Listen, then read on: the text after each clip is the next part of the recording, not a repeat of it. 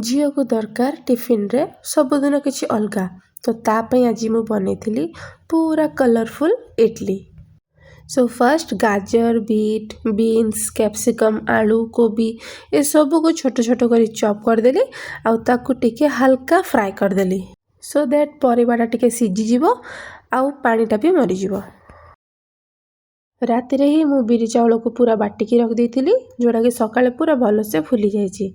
या परे इडली स्टैंड रे टिके तेल लगे कि फर्स्ट गोटे लेयर मु देली इडली पेस्ट ता ऊपर देबी मु वेजिटेबल्स रे स्टफिंग और ता ऊपर आ गोटे लेयर रे इडली पेस्ट।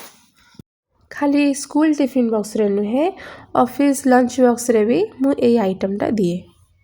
जिंगल को ए रेनबो इडली ताको बहुत पसंद आउ एटा बहुत हेल्दी भी।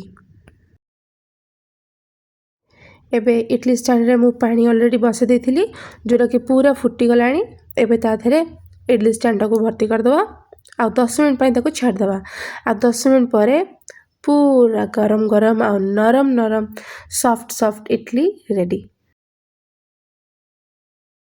इडली टा बहुत भलो से फुली ची आ आराम से बाहरी आछी। Thanks for watching bye bye.